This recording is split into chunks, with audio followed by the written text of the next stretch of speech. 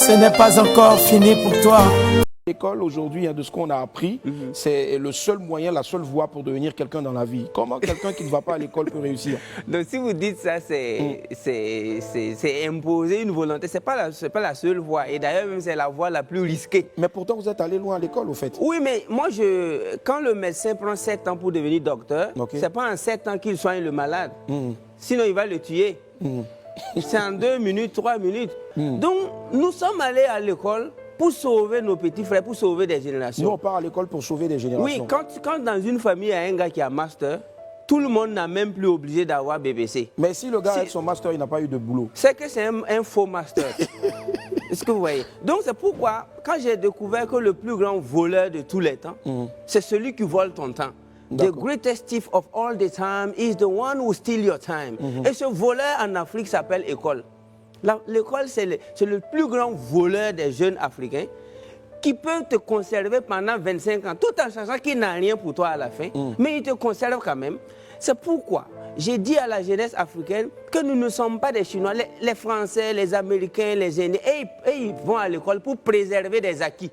Parce que les arrière-grands-parents étaient riches. Mais si ton papa n'a rien, ta maman n'a rien, c'est toi qui cherches master, mais tu n'auras que tes yeux pour pleurer après. Parce Donc, qu'est-ce qu'il faut faire au lieu de chercher master? Ce qu'il faut faire, il faut chercher l'essentiel. L'essentiel, c'est de savoir lire et écrire, de savoir raisonner. Et tu rentres dans l'auto-éducation. Pourtant, on lit et écrit, on apprend à lire et à écrire à l'école. Oui, mais quand on va remonter en 3000 ans avant Jésus-Christ, ils ont bâti les pyramides comment? Là, moi, je repose la question. Mais c'était des gens qui apprenaient dans le tas. Allez-y étudier l'histoire des Platon, les Aristote, les Épicures.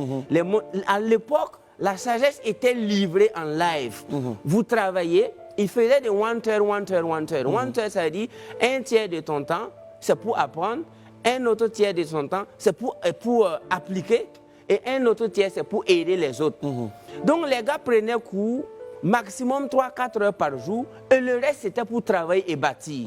Mais aujourd'hui, nous avons une jeunesse capable de prendre cours de 8h à 18h, comme si c'était pour fabriquer des avions.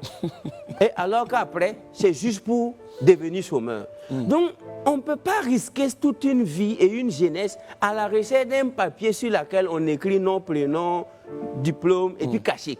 Je trouve que c'est risqué, ça c'est ce que je trouve. Donc pour moi, nous sommes tous appelés à aller à la quête de la connaissance. Parce que Jesus Christ said, my people is dying lack of knowledge. Mon peuple meurt par manque de connaissance. Mais il n'a pas dit manque de diplôme. Il a dit manque de connaissance. La connaissance, c'est tout ce qu'il nous faut. Et tu dois payer le prix même qu'il faut pour connaître. D'accord. Mais est-ce que nous connaissons? On n'est pas né pour accompagner les autres. On n'est pas né pour suivre les autres. On n'est pas né pour échouer.